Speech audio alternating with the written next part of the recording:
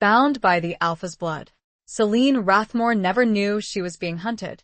She had lived her life in the city, far from the forests and the stories her grandmother had warned her about. But when the letter arrived, a summons to a town she had never heard of, to claim an inheritance, she didn't want everything changed. The moment she set foot past the border, the air grew thick with something old. The people stared. The forest leaned too close. And on the night of the full moon, she woke to find a man standing at her window, his golden eyes filled with something ancient. "You are the last of them," he murmured. "And that means you belong to me." Chapter 1. The Summons of Whispering Pines.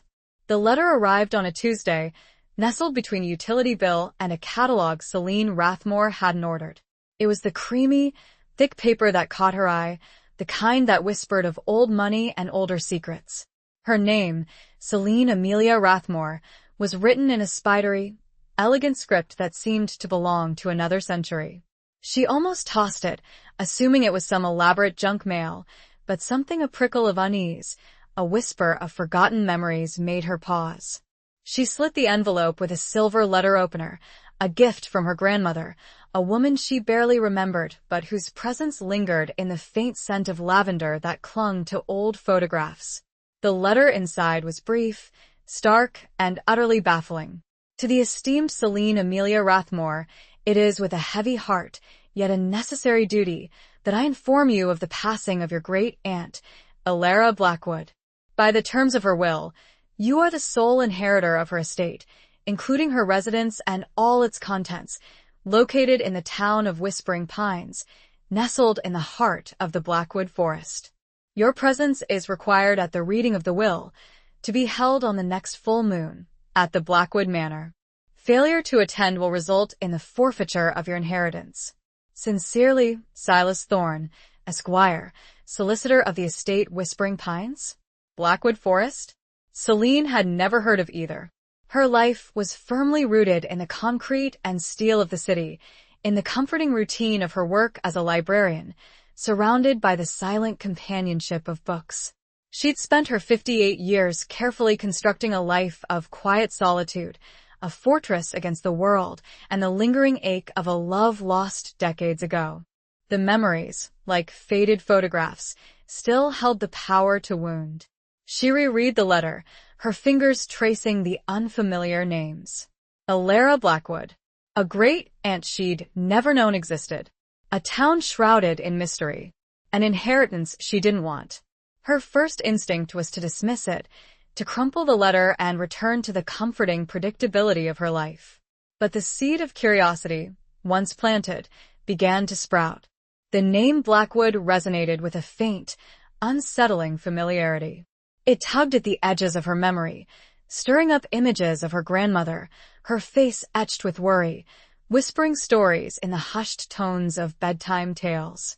Stories of a forest, a family secret, a darkness that lurked beneath the beauty of the moon. Stories Celine had dismissed as childish fantasies. "Nonsense, Grandma," she'd said, even as a child. There's no such thing as she couldn't even bring herself to say the words. Werewolves. Curses. Ancient pacts. The stuff of fairy tales, not reality. But her grandmother had simply shaken her head, her eyes filled with a sadness that Celine, even then, had recognized as something profound and ancient. Some things, child, are older than reason. Some things are written in the blood. Now, staring at the letter, those words echoed in her mind, a chilling premonition. The next full moon was only a week away. A week to decide whether to ignore the summons and continue her carefully curated life, or to venture into the unknown, to a place that seemed to exist only in the shadowy realm of her grandmother's stories. The decision, she realized, was already made. The pull was too strong, the mystery too enticing. She booked a train ticket, the rhythmic clatter of the wheels on the tracks a steady drumbeat against the rising tide of her apprehension. As the city faded behind her, replaced by rolling hills and increasingly dense forests, Celine felt a sense of displacement, as if she were stepping out of her own life and into a story written long ago. The town of Whispering Pines was even more unsettling than she'd imagined. It was nestled deep within a valley, surrounded by towering pine trees that seemed to lean in, their branches casting long, skeletal shadows even in the midday sun. The air was thick with the scent of pine and damp earth, a smell that both invigorated and suffocated. The houses were old, built of dark wood and weathered stone, their windows like watchful eyes. The few people she saw on the streets moved with a deliberate slowness, their gazes lingering on her with a mixture of curiosity and suspicion. She felt like an intruder, a stranger in a land that held its secrets close. The Blackwood Manor was even more imposing. It stood on a hill overlooking the town, a Gothic monstrosity of turrets and gables, its dark stone walls seeming to absorb the light. As Celine approached, the heavy oak door creaked open, revealing a dimly lit hallway and a tall, thin man with a severe face and piercing gray eyes. "Ms. Rathmore," he said, his voice a low, resonant rumble. "I am Silas Thorne. Welcome to Whispering Pines." He led her through a labyrinth of corridors, the silence broken only by the ticking of a grandfather clock and the faint whisper of the wind through the ancient trees outside. The air inside the manor was heavy, laden with the scent of dust and decay, and something else, something wild and untamed. The room where the will was to be read was large and opulent, but faded, like a forgotten jewel box. Dust motes danced in the shafts of sunlight that pierced through the tall, arched windows. A massive fireplace dominated one wall, the cold ashes a testament to a fire long extinguished. Silas Thorne gestured for her to sit in a high-backed chair facing a long, mahogany table. He took his place at the head of the table, a thick document in front of him. He cleared his throat, the sound echoing in the cavernous room. "We are gathered here today," he began, his voice formal and devoid of emotion, "to read the last will and testament of Alara Blackwood." As he read, Celine felt a growing sense of unreality. The will was filled with strange bequests, archaic language, and references to things she couldn't comprehend. There were mentions of a sacred duty, a moonlit heir, and a bloodline unbroken. And then, the final clause, the one that sent a shiver down her spine. "To my great niece, Celine Amelia Rathmore, I leave not only my earthly possessions, but also the burden and the privilege of our ancient lineage. She is the last of the Blackwood line, the chosen one, the one who must fulfill the pact." The pact. The words hung in the air, heavy with unspoken meaning. Silas Thorne looked up at her, his gray eyes searching. "Do you understand, Ms. Rathmore, the implications of what you have inherited?" Celine shook her head, her mind reeling. I don't understand any of this. What pact? What lineage? What am I supposed to do?" Before Silas Thorne could answer, a sound from outside shattered the silence. A low, guttural growl, followed by the unmistakable howl of a wolf. It was close, too close. And it was coming from the direction of the forest that her grandmother had warned her about, the forest that held the secrets of her blood. The howl sent a primal fear through, but it was mixed with another feeling, an instinctive recognition of something waiting. Chapter 2. Echoes of a Forgotten Past. The howl hung in the air, a vibrating tremor that seemed to seep into Celine's bones. Silas Thorne, despite his usual stoicism, visibly stiffened. He glanced towards the window, his eyes narrowed, a flicker of something akin to apprehension crossing his usually impassive face. "It seems," he said, his voice tighter than before, "that the wildlife is restless tonight." Celine wasn't fooled. The way he hesitated, the subtle shift in his posture, betrayed his attempt at nonchalance. That wasn't just any wolf. The sound resonated with something deeper, something primal and knowing. It felt like a call, a summons, a warning. "What pact did your aunts will refer to?" Celine asked, trying to keep her voice steady despite the tremor in her hands. She needed answers, and she needed them now. The comforting illusion of control she'd so carefully cultivated was crumbling around her. Silas sighed, running a hand through his thinning gray hair. He seemed to be weighing his words carefully, choosing each one with the precision of a surgeon selecting his instruments. "The Blackwood family," he began, his gaze fixed on a point somewhere beyond Celine's shoulder, "has a unique history. A history intertwined with this land, with the forest, with certain creatures. He paused, and Celine could almost hear the unspoken words hanging in the air. Creatures. Not animals. Creatures. For generations, he continued, the Blackwoods have been the guardians of a delicate balance. A balance between the human world and the other world. The other world? Celine repeated, the phrase sending a fresh wave of unease through her. It sounded like something straight out of her grandmother's stories, the stories she had dismissed as folklore. Silas nodded, his gaze finally meeting hers. The world of the lunar touched, shall we say? The world of those who walk between the shadows and the moonlight. The world of werewolves.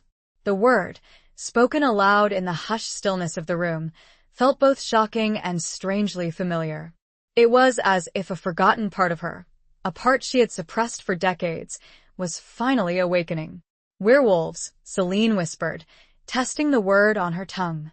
It tasted of fear and fascination, of ancient secrets and forbidden knowledge. Yes, Silas confirmed. The Blackwood family has a long and complicated history with the werewolves of the Blackwood Forest. A history that dates back centuries to a time of ancient pacts and blood oaths. He explained, slowly and deliberately, the story of her ancestors. A story of a young woman, Alora Blackwood, who had made a pact with the Alpha of the Wolf Pack, a pact sealed in blood and moonlight. A pact that granted the Blackwoods protection and prosperity, but also demanded a price. A price that had been paid by every generation since. And what was that price? Celine asked, her voice barely a whisper. The price, Silas said, his eyes locking onto hers with an intensity that made her heart pound, was a bond. A soul bond. Every generation, a Blackwood woman would be chosen, destined to become the mate of the Alpha of the pack. A union that would strengthen the bond between the two worlds, ensuring the continued peace and prosperity of Whispering Pines. Celine felt a cold dread creep into her heart. The pieces were falling into place, forming a picture that was both terrifying and strangely inevitable. The summons, the inheritance, the howl of the wolf, it all pointed to one inescapable conclusion. And I am that woman? She asked, her voice trembling. Silas nodded, his expression grim. You are the last of the Blackwood line, Celine. The last unmarried female descendant. The moonlit heir. The pact falls to you. The weight of those words settled upon her like a physical burden. She was 58 years old, a woman who had built a life of quiet solitude, a woman who had long ago given up on the idea of love, of connection. And now, she was being told that she was destined to be the mate of a werewolf. A creature of myth and legend, a creature of the wild. But I don't want this, she said, her voice rising in a desperate plea. I don't want to be part of this pact. I just want to go home. Silas shook his head, his expression softening slightly. I understand your fear, Ms. Rathmore. But the pact is not something that can be easily dismissed. It is written in your blood, in your heritage. It is your destiny. Destiny? Celine scoffed, a bitter laugh escaping her lips. I don't believe in destiny. I believe in choice. Choice is a luxury we don't always have, Ms. Rathmore, Silas said quietly. Especially when dealing with forces older than time itself. He gestured towards the window, where the moon was now fully visible, a silver disk hanging in the inky sky.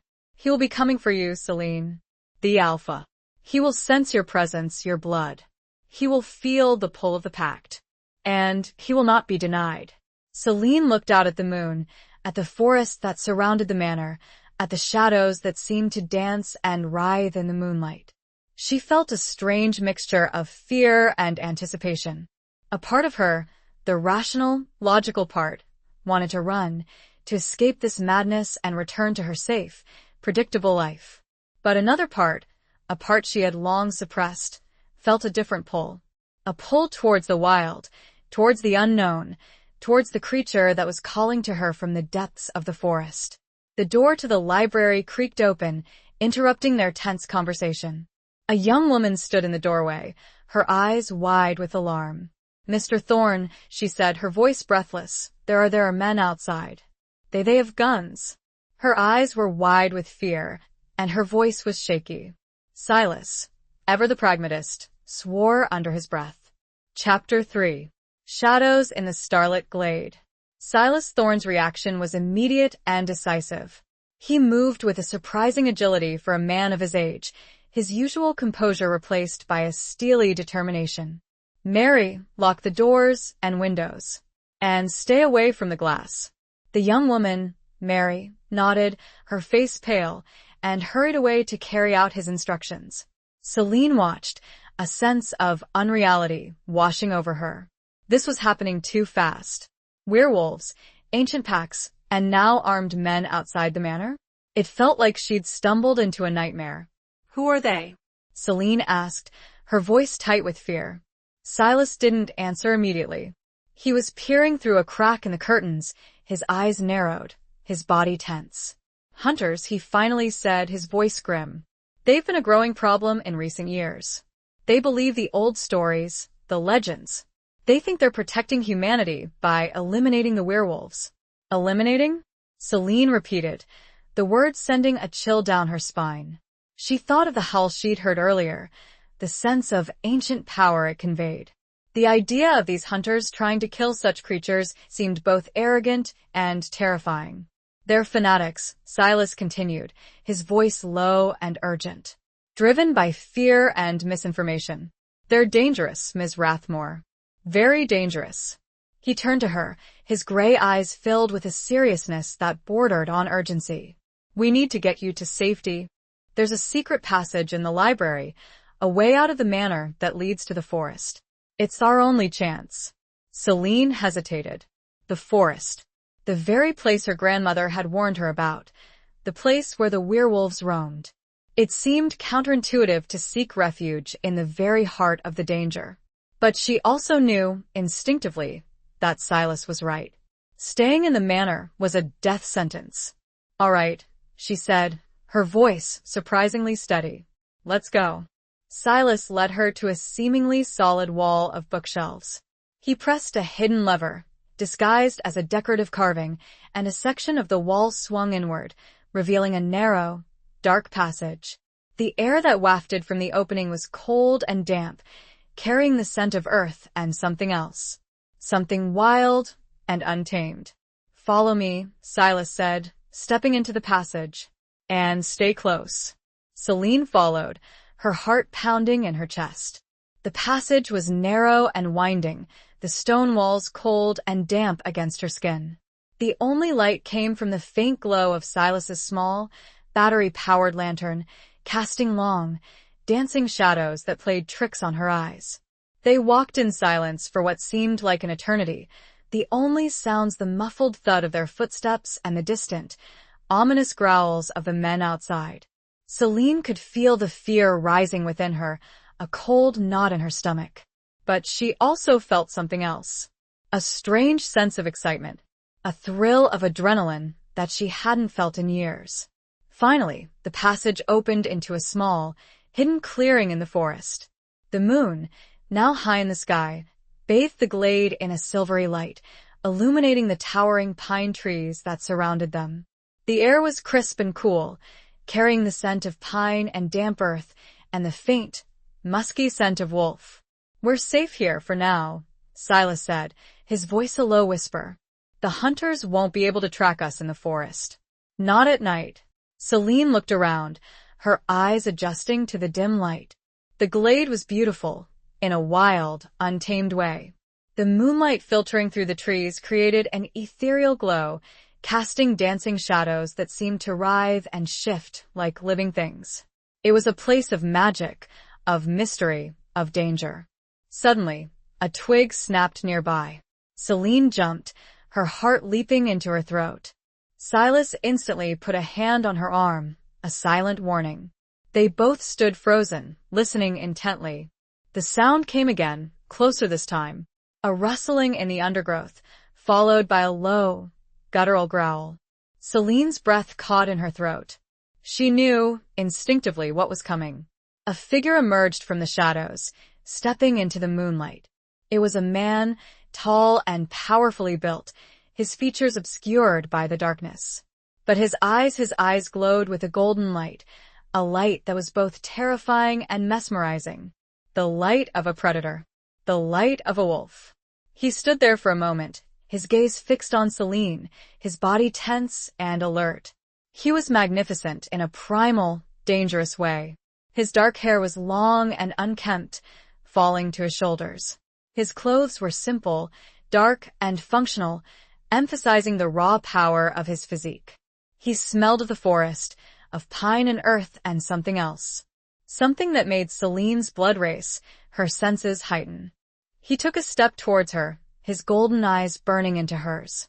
"You," he said, his voice a low, resonant rumble that seemed to vibrate through the very air around them. "You are Celine." It wasn't a question. It was a statement. A declaration. A claim. Celine couldn't speak. She could only stare, mesmerized by his presence, by the intensity of his gaze. She felt a strange pull towards him, a connection that defied logic and reason. A connection that was both terrifying and exhilarating. Silas stepped forward, placing himself between Celine and the wolf man. "Stay back, Kaelin," he said, his voice firm but respectful. "She is under my protection." The wolf man, Kaelin, ignored Silas. His gaze remained fixed on Celine, his golden eyes unwavering. "The blood calls," he said, his voice a low growl. "The moon guides. You are mine, Celine. By right. By destiny." He moved, not attacking, but the speed with which he crossed the distance to her was alarming, supernatural. He took her hand. Chapter 4. The scent of pine and wolf. His touch was electric. Not painful, not burning, but a jolt of pure, raw energy that surged through Celine's body, leaving her breathless and trembling. His hand was large and calloused, the skin warm and surprisingly soft, despite the evident strength that lay beneath. His fingers, long and powerful, wrapped around hers with a possessiveness that was both frightening and strangely comforting. Kaelin's golden eyes, luminous in the moonlight, held hers captive. They were the eyes of a predator, yes, but there was something else there too.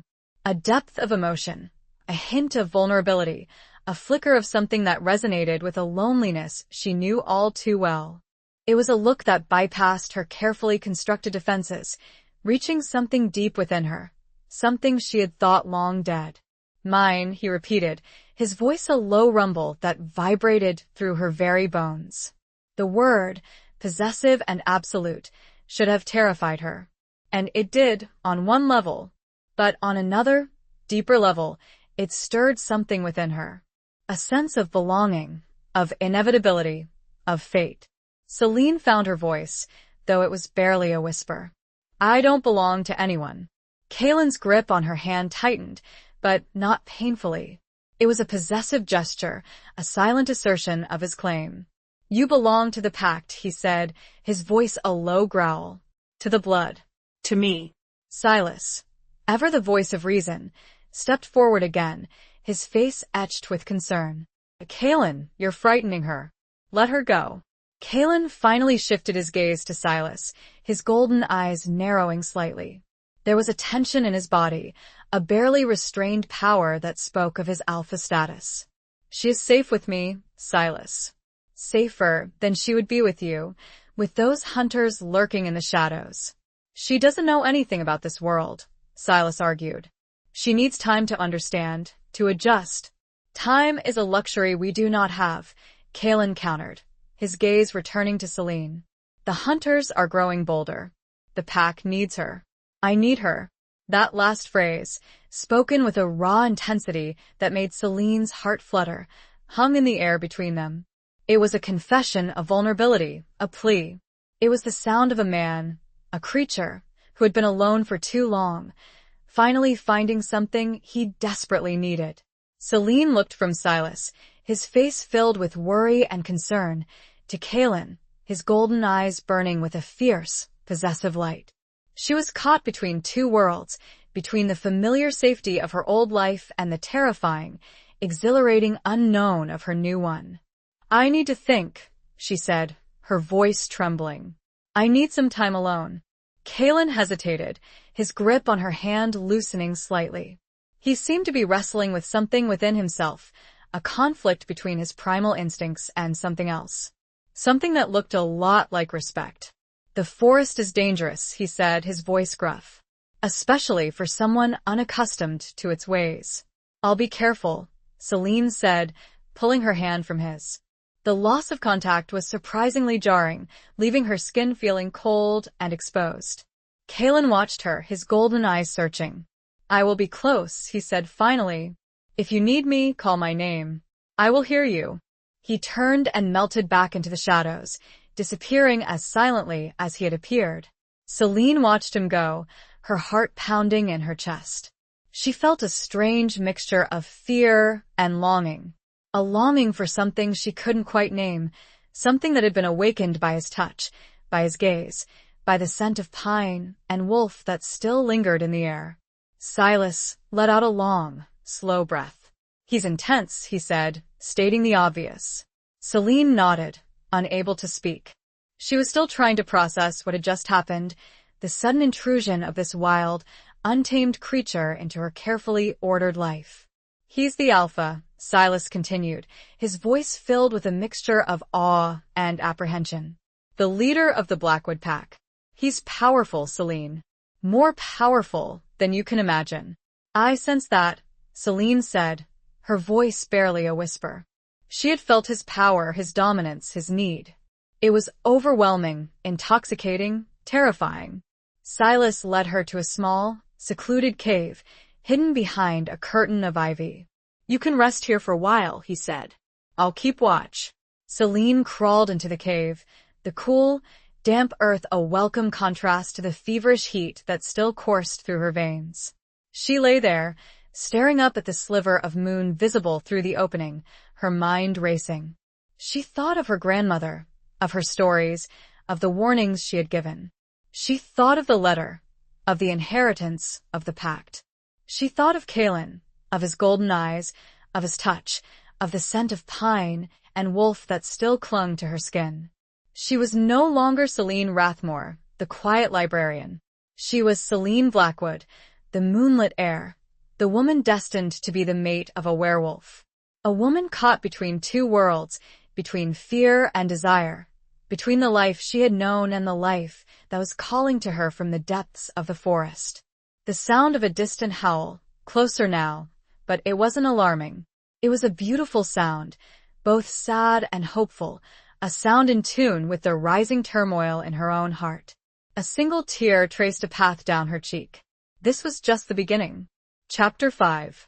A Touch of Forbidden Flame. The cave was a temporary sanctuary, a brief respite from the storm that raged both within and around her. Celine tried to rest, but sleep was elusive. Images of Kalen, his golden eyes, the raw power that emanated from him, filled her mind. His scent, a potent mix of pine, earth, and something uniquely him, lingered in her senses, a constant reminder of his presence, his claim. Silas remained vigilant, a silent guardian at the mouth of the cave. He seemed to understand her need for solitude, her need to process the seismic shift that had occurred in her life. The quiet hum of the forest, the rustling of leaves, the distant hoot of an owl, all served as a backdrop to the turmoil of her thoughts. As the first rays of dawn began to paint the sky with hues of pink and gold, Celine emerged from the cave, her body stiff and aching, her mind still reeling. Silas turned to her, his face etched with weariness, but his eyes held a spark of hope. "Did you rest?" he asked, his voice gentle. Celine shook her head. "Not really. I have too much to think about." Silas nodded in understanding. "I imagine so. This is a lot to take in." "That's an understatement," Celine said, a wry smile touching her lips. "I went from being a librarian to a werewolf's destined mate in less than 24 hours. It's surreal." "It is," Silas agreed. "But it is also real, Celine. Very real." He gestured towards the rising sun, the light filtering through the trees, casting dappled patterns on the forest floor. "We should get moving. The hunters will be searching for us again soon." Celine followed him, her senses heightened, her awareness expanded. The forest, which had seemed so menacing the night before, now felt different. It was still wild, still untamed, but it also felt alive. Alive with the energy that resonated with something deep within her. As they walked, Silas began to explain more about the pack, about their way of life, about Kalen. He spoke of Kalen's responsibilities as alpha, his unwavering loyalty to his pack, his deep connection to the forest. He also spoke of Kalen's loneliness, his isolation, his yearning for a connection that had been denied to him for so long. "He's been alone for many years, Celine," Silas said, his voice filled with a hint of sadness. "The last Blackwood woman, she refused the pact. She ran away, disappeared. It broke him. He's carried that burden, that rejection, for a long time." Celine felt a pang of sympathy for Kalen. She understood loneliness, the ache of isolation, the fear of rejection. She had built her own walls, her own defenses, to protect herself from that pain. "And what happens if I refuse?" she asked, her voice barely a whisper. Silas stopped walking, turning to face her. His expression was grave. "The pact will be broken," he said. "The balance between the two worlds will be shattered. The consequences could be catastrophic. Not just for the werewolves, but for Whispering Pines, for everyone." The weight of that responsibility settled upon her, heavy and suffocating. She was being asked to sacrifice her own life, her own desires, for the sake of a pact she didn't understand, for a people she didn't know. They reached a small, clear stream, the water gurgling over smooth stones. Silas knelt down, cupping his hands and drinking deeply. Celine followed suit, the cold water refreshing her parched throat. As she straightened up, she saw him. Kalen. He was standing on the opposite bank of the stream, his golden eyes watching her. He was even more striking in the daylight, his features sharp and defined, his body lean and powerful. He wore a dark shirt and jeans, the fabric clinging to his muscular frame. He didn't speak, didn't move. He simply stood there, his gaze unwavering, his presence a silent command. Celine felt her heart begin to race. The fear was still there, but it was mingled with something else. A spark of excitement, a thrill of anticipation, a desire. A desire that she had thought long dead, buried beneath years of grief and loneliness. He held out his hand to her, a silent invitation. An invitation to cross the stream, to step into his world, to embrace the destiny that awaited her.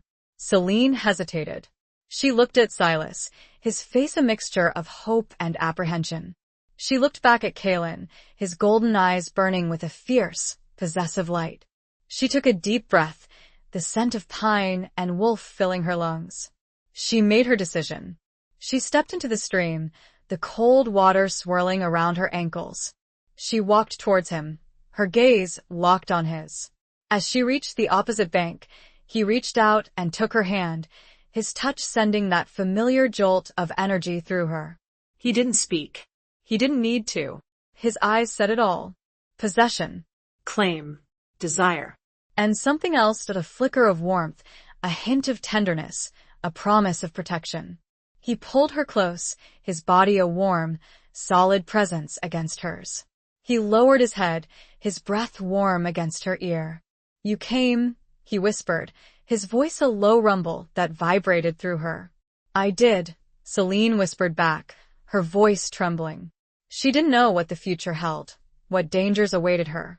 But in that moment, standing in his embrace, surrounded by the wild beauty of the forest, she felt a sense of rightness, a sense of belonging, a sense that, perhaps, she had finally come home. He tightened his hold and nuzzled at her neck, inhaling deeply. He didn't shift, he didn't bite, he simply held her, scenting her. But it felt like the most intimate act, and suddenly, everything was different. Everything had changed. Chapter 6. The Curse of a Silvered Moon. The embrace was a silent conversation, a language spoken through touch and scent, a primal exchange that bypassed words and reason. Kalen held Celine close, his body a shield against the world, his presence a reassurance in the face of the unknown. The scent of him, that potent mix of pine, earth, and wolf, enveloped her, calming her fears and igniting a spark of something deeper, something forbidden. He slowly released her, but kept a possessive hand on her waist, his thumb gently stroking the curve of her hip. The gesture was subtle, almost unconscious, but it sent a shiver of awareness through Celine. She was acutely aware of his proximity, of his strength, of the raw power that emanated from him. "We need to talk," Kalen said, his voice gruff, but his golden eyes held a flicker of something softer, something that resembled tenderness. He led her away from the stream, deeper into the forest, towards a secluded clearing bathed in the golden light of the morning sun. Silas followed at a discreet distance, giving them space, but remaining within sight, a silent guardian. As they walked, Kalen began to explain, in his own blunt, straightforward way, the details of the pact, the history of his people, the dangers they faced. He spoke of the ancient bond between the Blackwood family and the werewolves of the Blackwood Forest, a bond forged in a time of desperation and sealed with blood. "It was a time of great darkness," Kalen said, his voice low and resonant. "Humans hunted us, feared us, tried to exterminate us. We were on the brink of extinction. Alora Blackwood, your ancestor, she saw our plight. She offered us sanctuary protection.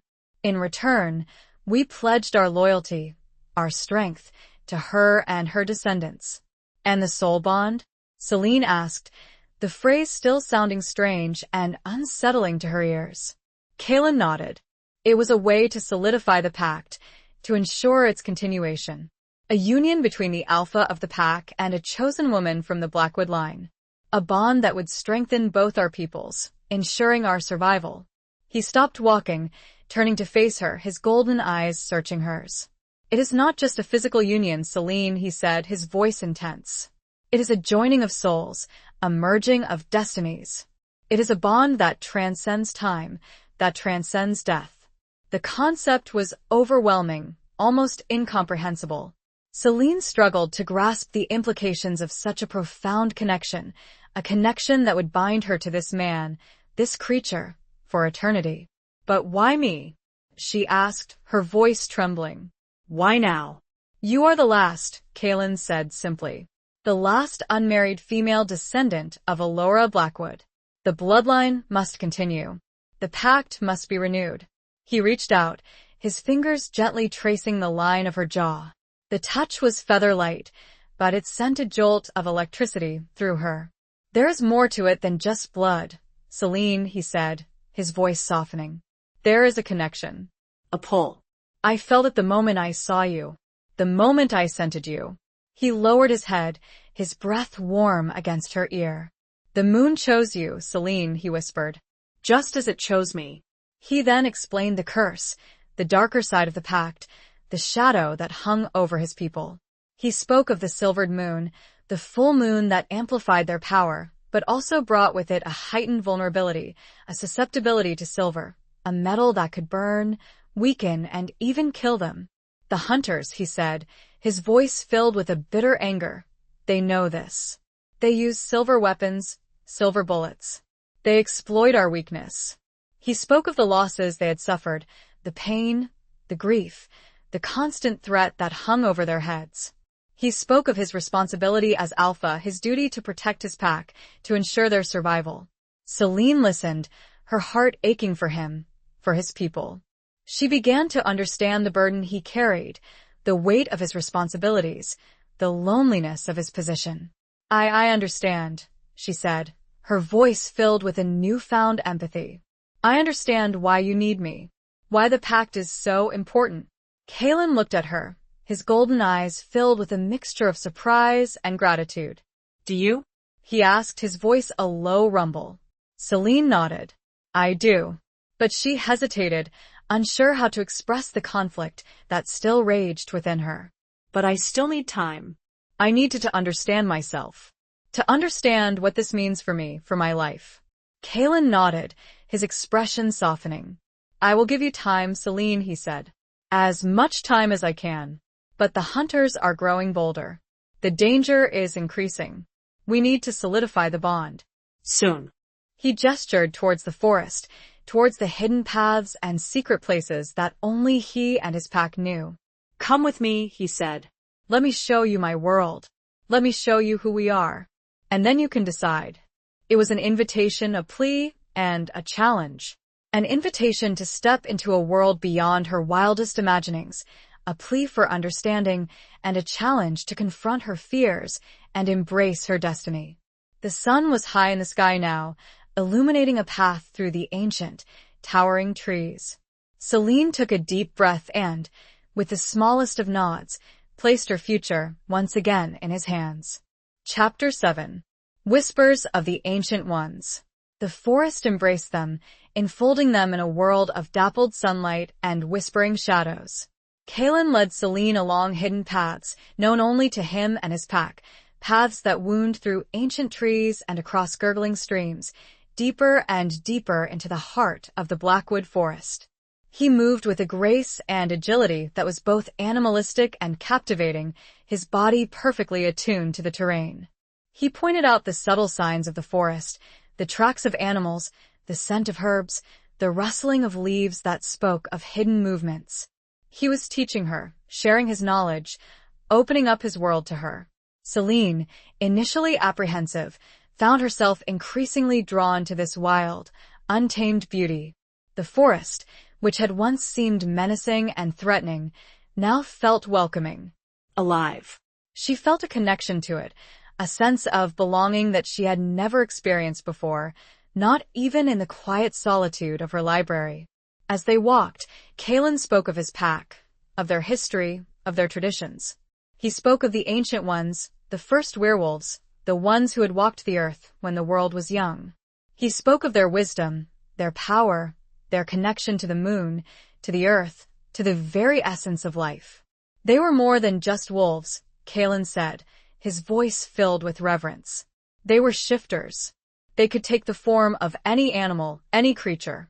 They could command the elements, heal the sick, speak to the spirits. And what happened to them? Celine asked, her voice filled with wonder. Kalen's expression darkened.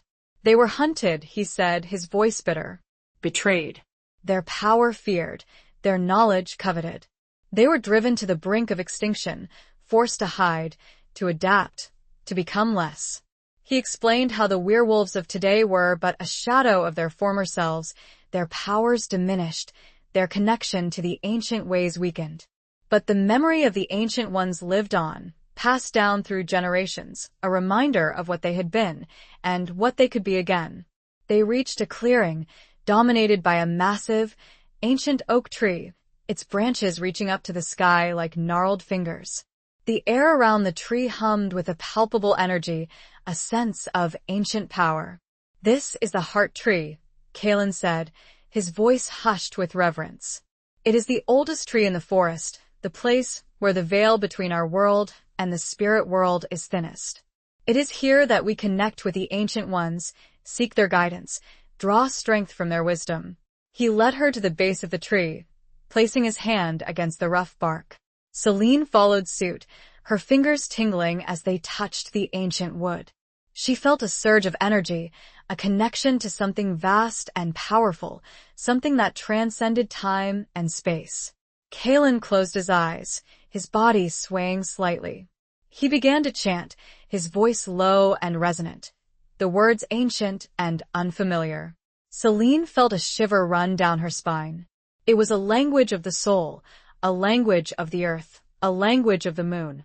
As he chanted, the air around them shimmered, the light seemed to bend and twist. Celine felt a presence, a sense of being watched, of being judged. She saw fleeting images, visions of ancient wolves, of powerful shifters, of battles fought and won, of sacrifices made and burdens carried. The chanting stopped. Kalen opened his eyes, his golden gaze meeting hers. "They are here," he said, his voice a low whisper. "The ancient ones. They're listening." He turned to her, his expression serious. "They know you, Celine," he said. "They know your blood, your lineage. They know your destiny." He took her hand, his fingers interlacing with hers. "They ask you, are you willing to accept the pact? Are you willing to embrace your heritage? Are you willing to become one of us?" The question hung in the air, heavy with the weight of centuries, with the hopes and fears of generations. Celine looked at the ancient tree, at the shimmering air, at the golden eyes of the man who stood before her. She thought of her grandmother, of her stories, of the warnings she had given. She thought of the letter, of the inheritance, of the hunters. She thought of Kalen, of his loneliness, of his strength, of his need. She felt the pull of the pact, the call of her blood, the whisper of her destiny. She felt the fear, yes, but she also felt something else. A sense of purpose, a sense of belonging, a sense of love. She took a deep breath, the scent of pine and wolf filling her lungs. She looked into Kalen's eyes, and she spoke the words that would change her life forever. Yes, she said, her voice clear and strong. I am. Kalen's grip on her hand tightened. He let out a breath he hadn't realized he'd been holding. He turned to face the tree once more, lifting their joined hands. There was no wind, but the leaves of the ancient oak rustled, as if in acknowledgement. Then, a distant, chilling howl pierced the tranquility. Kalen's body went rigid. Hunters. And they were close. Chapter 8. The Dance of Deception and Desire. The howl ripped through the peaceful clearing, shattering the moment of acceptance and connection. Kalen's body, moments before relaxed in relief, snapped to attention, every muscle taut, every sense on high alert. His golden eyes, which had softened with tenderness, now blazed with a primal intensity. Hunters, he growled, his voice low and dangerous. They're close. Too close. He pulled Celine behind him, shielding her with his body, his stance protective, possessive. The sudden shift from lover to protector was jarring, but also thrilling. It was a visceral reminder of the danger they faced, of the reality of his world. We need to move, he said, his voice urgent. They can't track us if we keep moving. He didn't wait for a response. He took her hand, his grip firm but not painful, and led her away from the heart tree, deeper into the forest, away from the encroaching threat. They moved quickly, silently, Kalen navigating the dense undergrowth with an ease that spoke of years of experience. Celine struggled to keep up, her city-bred lungs burning, her legs aching, but she didn't complain. She knew that their survival depended on their speed, their silence, their ability to outwit their pursuers. As they ran, Kalen explained his plan, his voice a low whisper in her ear. We'll lead them away from the Pax territory, he said, towards the old abandoned cathedral. It's a place of power, a place where we can level the playing field. The old abandoned cathedral. The phrase sent a shiver down Celine's spine. It sounded like something out of a Gothic novel, a place of shadows and secrets, of forgotten rituals and lingering spirits. But won't that be dangerous? She asked, her voice breathless. Kalen glanced at her, a flicker of a smile playing on his lips. Dangerous is my middle name, he said, a hint of his former charm returning. But the humor was fleeting, replaced by a grim determination. We have no choice, Celine. We need to draw them away from the others. We need to protect the pack. The thought of the pack, of the community of werewolves that Kalen led, that she was now a part of, strengthened her resolve. She wouldn't let them down. She wouldn't let him down. They reached the edge of the forest, the towering walls of the abandoned cathedral looming before them, a Gothic silhouette against the darkening sky. The building was a ruin, its stone walls crumbling, its windows shattered, its roof partially collapsed. It exuded an aura of decay, of forgotten grandeur, of unease. Kalen paused, his golden eyes scanning the surroundings, his senses alert for any sign of the hunters. They're close, he said, his voice low. I can smell them. He turned to Celine, his expression serious. We need to be careful, he said. They'll be expecting us to run. We need to surprise them. He explained his plan, a daring, dangerous gambit that relied on deception, on misdirection, on their ability to use the cathedral's crumbling structure to their advantage. It was a risky plan, a desperate gamble, but it was their only chance. As they entered the cathedral, the air grew cold and damp, carrying the scent of dust and decay, and something else, something metallic and acrid. the scent of silver. Celine felt a shiver of fear, a primal instinct to flee. But she pushed it down, forcing herself to focus on Kaelin's instructions, on the task at hand.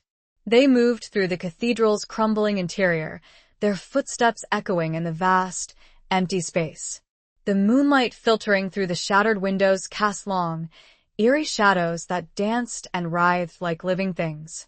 It was a place of ghosts, of memories, of power.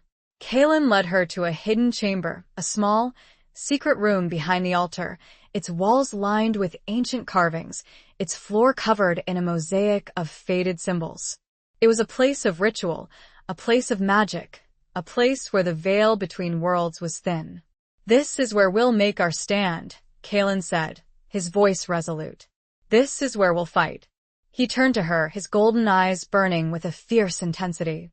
"I need you to trust me, Celine," he said. "I need you to believe in me." Celine looked into his eyes, into the depths of his soul. She saw his strength, his courage, his unwavering loyalty. She saw his fear, yes, but she also saw his love. A love for his pack, a love for his world, and a growing love for her. She nodded, her voice unwavering. "I trust you, Kaelin," she said. "I believe in you." He reached out and took her hand, his fingers interlacing with hers. The touch was electric, a spark of connection in the darkness, a reassurance in the face of danger, a promise. He drew her close, his body a warm, solid presence against hers. He lowered his head, his lips brushing against her ear. He was not whispering sweet nothings. He was all business. "When they come, stay behind me, no matter what happens." He was giving an order, but his eyes pleaded with her to obey. A sudden crash from the main hall of the cathedral shattered the intimacy, announcing that time had run out. The hunt was on. Chapter 9. Bonds forged in moonlight. The crash echoed through the cathedral, a jarring sound that sent adrenaline surging through Celine's veins. Kaelin's body went rigid, his muscles coiled like a spring, ready to unleash. He pushed Celine behind him, his stance protective, his golden eyes blazing with a fierce, predatory light. "Stay here," he commanded, his voice a low growl. "Don't move. Don't make a sound." He turned and moved towards the entrance of the hidden chamber, his movements fluid and silent, like a predator stalking its prey. Celine watched him go, her heart pounding in her chest, her mind racing with fear and a strange sense of exhilaration. She wanted to obey him, to stay hidden, to stay safe. But she also knew that she couldn't just stand there, helpless, while he faced the hunters alone. She was a Blackwood, a moonlit heir, a part of this world now. She had a role to play, a responsibility to fulfill. She took a deep breath, steeling her resolve. She wouldn't be a damsel in distress, a passive observer. She would be a partner, a protector, a warrior. She followed Kaelin, staying close to the shadows, her senses heightened, her awareness expanded. She could hear the hunters moving through the main hall of the cathedral, their voices harsh and guttural, their footsteps heavy and clumsy. They were searching for them, hunting them like animals. Kaelin's plan was daring, dangerous, and brilliantly simple. He used the cathedral's crumbling structure to his advantage, leading the hunters on a chase through the maze of corridors, chambers, and hidden passages. He used his speed, his agility, his knowledge of the terrain to outwit them, to confuse them, to divide them. He was a whirlwind of motion, a shadow in the darkness, a force of nature. He moved with a grace and power that was both terrifying and mesmerizing. Celine watched him, her heart filled with a mixture of awe and pride.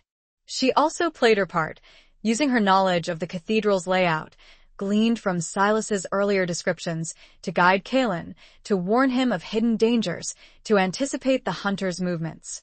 She was his eyes, his ears, his partner.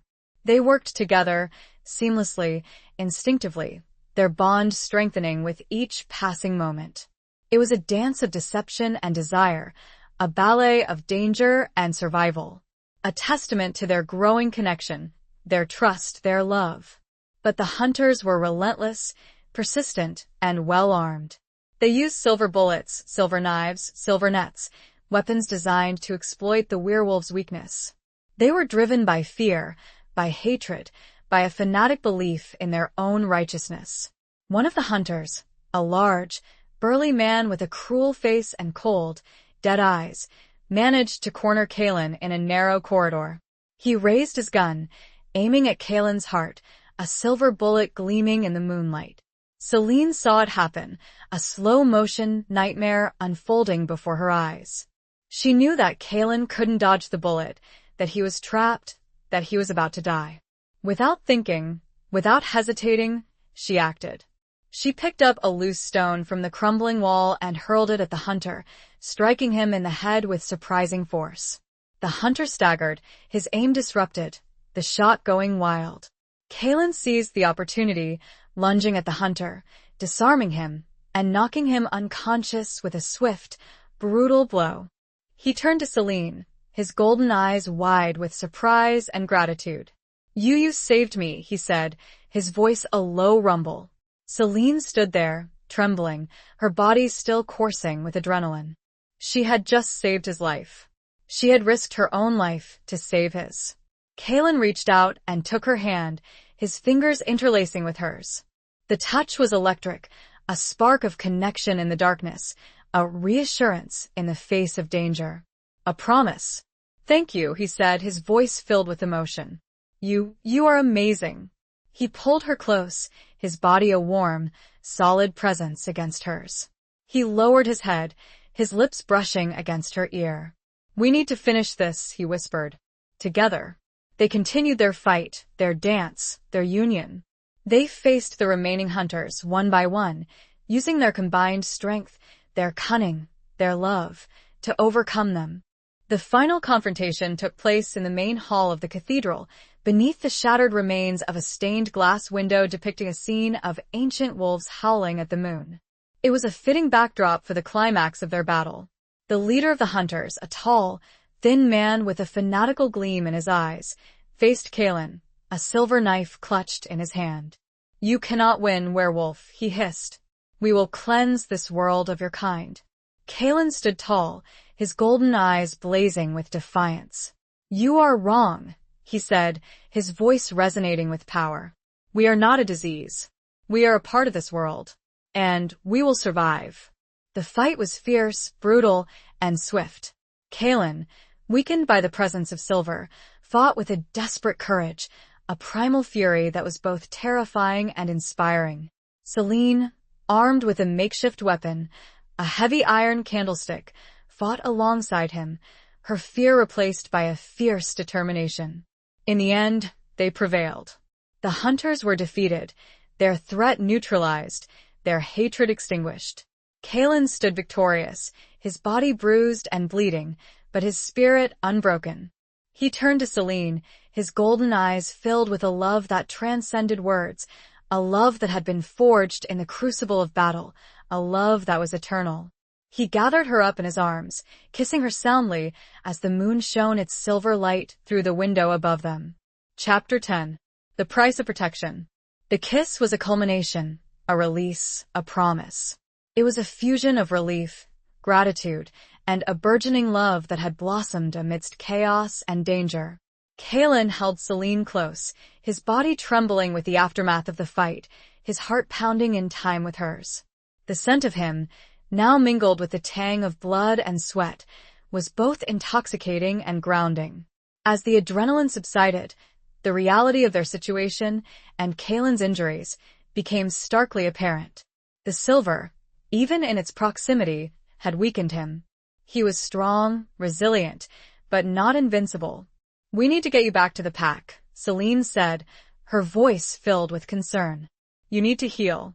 Kalen nodded, his golden eyes clouded with pain. The den, he rasped.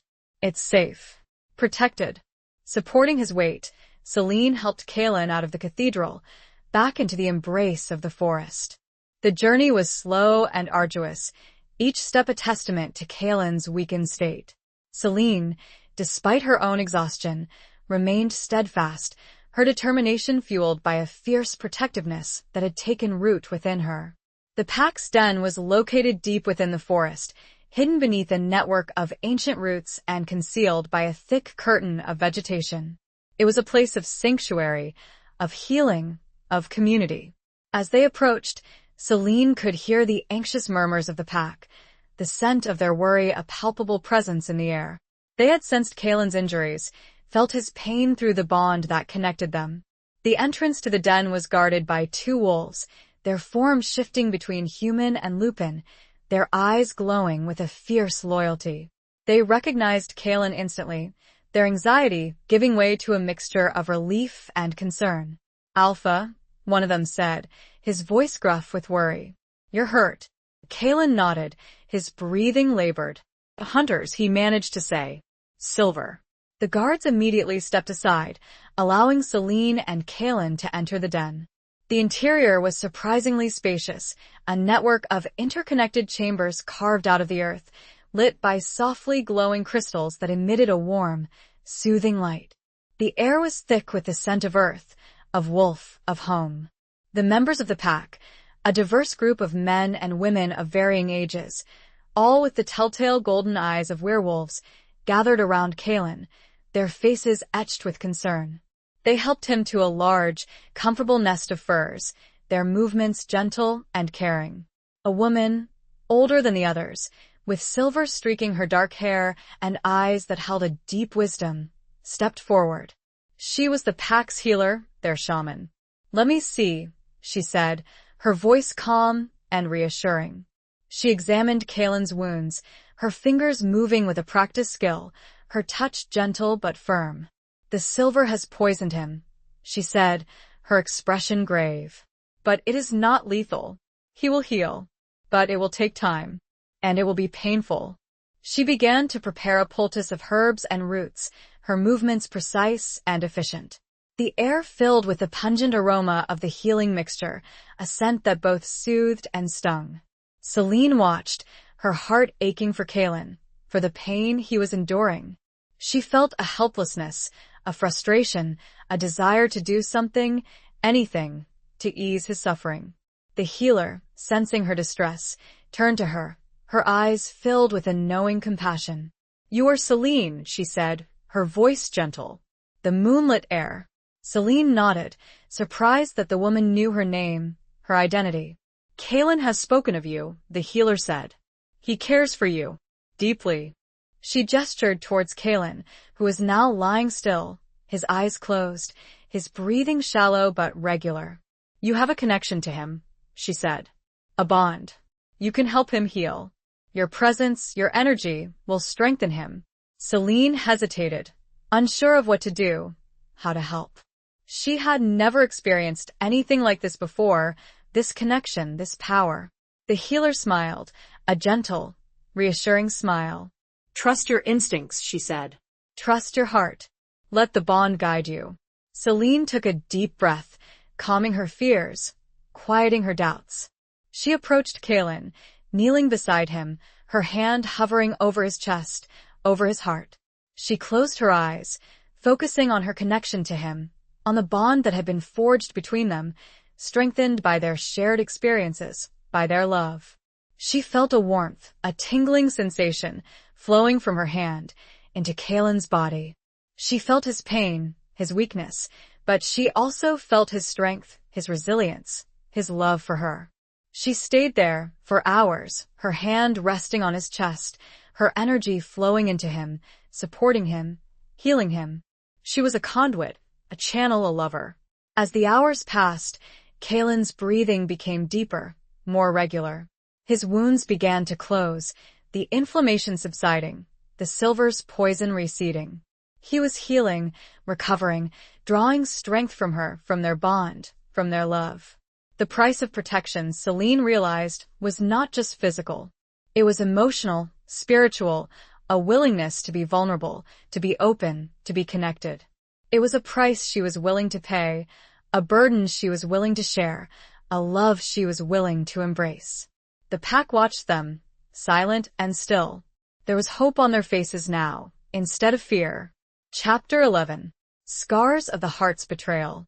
The healing process was slow and arduous, a testament to the debilitating power of silver on a werewolf's physiology. Kalen, despite his immense strength and resilience, was forced to remain in the den, his body slowly mending, his spirit gradually recovering.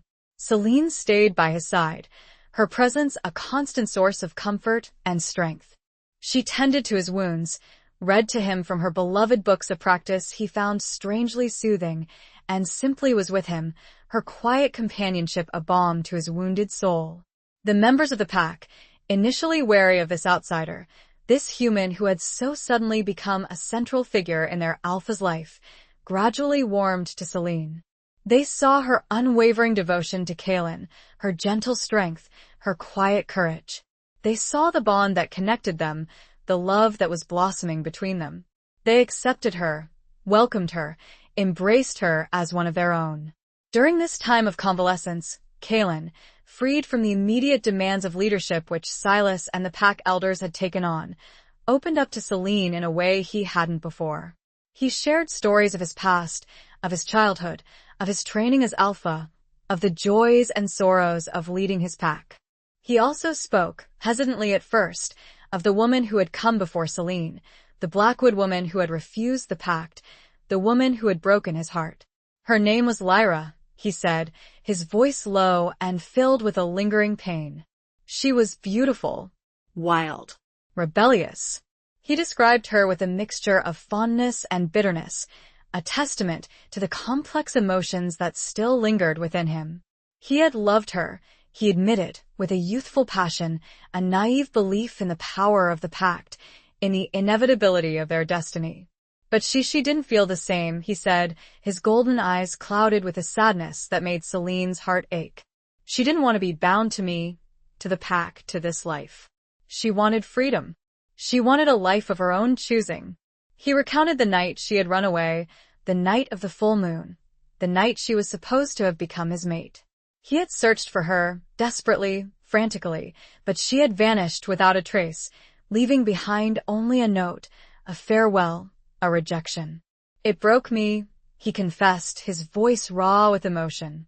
It shattered my faith in the pact, in myself, in love. He had withdrawn, isolating himself from the pack, from the world, building walls around his heart, protecting himself from further pain. He had focused on his duties as alpha, on protecting his pack, on surviving. He had given up on the idea of love, of connection, of happiness. Until Celine. You are different, he said, his golden eyes searching hers. You are stronger. Kinda. More understanding. He reached out and took her hand, his fingers interlacing with hers. The touch was warm, comforting, a reassurance in the face of his past pain. You didn't run, he said, his voice filled with gratitude. You stayed. You fought. You healed me. Celine looked into his eyes, into the depths of his soul. She saw his scars, the wounds that Lyra had inflicted, the pain that still lingered. But she also saw his resilience, his strength, his capacity for love. I'm not Lyra, she said, her voice firm but gentle. I won't run. I won't abandon you. I care for you, Kalen. Deeply. The words were simple, understated, but they were heartfelt, true. They were a promise, a commitment, a declaration of love. Kalen's grip on her hand tightened. He brought her hand to his lips, kissing her knuckles, his eyes closing in a moment of profound gratitude. I know, he whispered, his voice thick with emotion. And I care for you, Celine. More than I ever thought possible. The confession hung in the air, a fragile butterfly emerging from the chrysalis of his past pain. It was a beginning, a new chapter, a testament to the healing power of love, of forgiveness, of second chances. But the past, Celine knew, had a way of resurfacing, of casting long shadows, of testing the bonds of even the strongest love. A sound from the entrance to the den, a rustling of leaves, a murmured greeting, announced the arrival of Silas. He looked worried, his face creased by a frown. Kalen, he said, we have a problem. Chapter 12. The hunt begins anew. Silas's worried expression and the urgency in his voice instantly dispelled the intimate atmosphere that had enveloped Celine and Kalen. The fragile peace they had found within the den was shattered, replaced by a renewed sense of danger and uncertainty. "What is it, Silas?" Kalen asked, his voice still weak, but his alpha instincts kicking in, sharpening his focus. Silas stepped further into the den, his gaze sweeping over the assembled pack members, his face grim. "The hunters," he said, his voice low and urgent. "They're back. And they're organized. More than before." He explained that scouts from the pack had reported increased activity around the borders of their territory, sightings of armed men, evidence of traps being set, and whispers of a new leader, someone more ruthless, more determined, more knowledgeable. "They know about the den," Silas said, his voice filled with a chilling dread. "They know about Celine." Kalen's body went rigid, his golden eyes blazing with a fierce, protective anger. He struggled to sit up, his weakened state a frustrating impediment. "How?" he growled, the word a low rumble in his chest. "How could they know?" Silas shook his head, his expression filled with a mixture of confusion and fear. "We don't know," he said. "There may be a traitor. Someone within Whispering Pines, someone who is feeding them information." The possibility of a traitor, of someone within their own community betraying them, sent a wave of unease through the den. Trust, the foundation of their society, had been shaken. Suspicion, like a poisonous vine, began to creep into their hearts. "We need to find them," Kalen said, his voice filled with determination. "We need to stop them, before they hurt anyone else." He looked at Celine, his golden eyes filled with a mixture of love and concern. "You need to leave," he said. "You need to go somewhere safe. Somewhere they can't find you." Celine shook her head, her voice firm and unwavering. "No," she said. "I won't leave you. I won't abandon the pack. I'm a part of this now. I'll fight." Kalen hesitated, his alpha instincts warring with his desire to protect her. He knew that she was strong, courageous, capable, but he also knew the dangers she faced, the threat that the hunters posed. "It's too dangerous, Celine," he said, his voice pleading. They want you. They know who you are, what you are. They'll hunt you." "Then let them hunt," Celine said, her voice filled with a steely resolve. "I won't run. I won't hide. I'll stand by your side. I'll fight with the pack.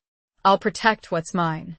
The words, spoken with such fierce determination, such unwavering loyalty, sent a surge of emotion through Kalen. He saw her strength, her courage, her love. He saw that she was not just a woman, not just a moonlit heir, but a warrior. He reached out and took her hand, his fingers interlacing with hers. The touch was a silent vow, a reaffirmation of their bond, a promise of shared destiny. "All right," he said, his voice filled with a mixture of resignation and pride. "We fight. Together." He turned to Silas, his alpha authority returning, his voice strong and commanding. "Gather the elders," he said. "We need to make a plan. We need to prepare for war." The den, once a place of healing and peace, became a hub of activity, a center of strategic planning, a war room. The pack members, their initial fear replaced by a steely determination, prepared for the coming conflict. They sharpened their claws, cleaned their weapons, mostly ancient, traditional blades, passed down through generations, and prayed to the Ancient Ones for guidance and strength. Celine, despite her lack of experience, played her part. She helped the healer gather herbs and prepare poultices. She assisted Silas in organizing supplies, and she listened. She listened to the stories of the pack, of their past battles, of their triumphs and losses. She learned their strategies, their tactics, their ways. She was becoming one of them, a member of the pack, a werewolf in spirit, if not yet in form. The full moon, the time of her transformation, was approaching. It was a time of both fear and anticipation. As the night deepened, the tension within the den grew. The hunters were out there, somewhere, lurking in the shadows, waiting for their opportunity to strike. The pack was ready, prepared, but also vulnerable. The hunt had begun anew. But this time it was different. This time, Celine was not just a target, a prize to be won. She was a warrior, a protector, a lover. She was ready to fight, to defend her pack, her home, and the man she loved. She stood near the entrance to the den, staring out. She would be ready. Chapter 13. A glimmer of hope's embrace. The night was a tense vigil, a symphony of rustling leaves, snapping twigs, and the distant howls of wolves, both those of the pack, signaling their readiness, and the chilling, predatory calls of lone wolves, likely scouts for the hunters. Celine remained at the entrance of the den, her senses on high alert, her body a coiled spring, ready to react to any threat. Kalen, still recovering from his injuries, but fueled by adrenaline and a fierce determination to protect his pack and Celine, oversaw the preparations. He moved among his people, offering words of encouragement, checking their weapons, and reinforcing their strategies. He was a leader, a warrior, a protector. As the hours passed, a sense of unease began to creep into Celine's heart. The hunters were too quiet, too patient. It felt like a trap, a carefully laid plan designed to lure them out, to expose them to danger. She voiced her concerns to Kalen, her voice a low whisper in the darkness. "Something's not right," she said. "They're waiting for something. Or someone." Kalen nodded, his golden eyes narrowed in thought. He, too, felt the unsettling stillness, the sense of impending doom. "You're right," he said. "We need to change our tactics. We need to surprise them." He gathered the elders, the most experienced and trusted members of the pack, and together they devised a new plan, a daring, risky gambit that relied on deception, on misdirection, on their knowledge of the forest. The plan was simple, yet audacious. They would split the pack into two groups. One group, led by Silas, would remain at the den, defending it against any potential attack. The other group, led by Kalen and including Celine, would venture out into the forest, not to engage the hunters directly, but to investigate. To find out who was helping them, who was betraying them, who was pulling the strings. "We need to find the traitor," Kalen said, his voice filled with a steely resolve. "We need to cut off the head of the snake." The decision to include Celine in the scouting group was met with some resistance from the elders, who were concerned for her safety. But Kalen was adamant. He trusted her, he needed her, he loved her. "She's strong," he said, his voice unwavering. "She's resourceful. She's one of us." The elders, seeing the bond between Kalen and Celine, the unwavering loyalty and love that shone in their eyes, relented. They knew that they couldn't separate them, that they were stronger together than apart. As the first rays of dawn began to paint the sky with hues of pink and gold, Kalen's group set out, leaving the safety of the den and venturing into the heart of the forest. They moved silently, stealthily, like shadows in the morning mist, their senses heightened, their awareness expanded. They followed the tracks of the hunters, the subtle signs of their passage, the scent of their fear and hatred. They were tracking their trackers, hunting their hunters, turning the tables on their pursuers. As they moved deeper into the forest, Celine felt a strange sense of familiarity. The trees, the streams, the very air seemed to speak to her, guiding her, leading her towards something or someone. She realized, with a growing sense of unease, that they were heading towards Whispering Pines, towards the town where she had first arrived, the town where her journey had begun. "Kalen," she said, her voice a low whisper. "I think I know where they're going. I think I know who the traitor is." Kalen stopped, turning to face her, his golden eyes searching hers. "Who?" he asked, his voice intense. Celine hesitated, her heart pounding in her chest. The name felt like a betrayal, a stab in the back, a shattering of trust. "Mary," she said, her voice barely audible. "The young woman from the manor. Silas's assistant."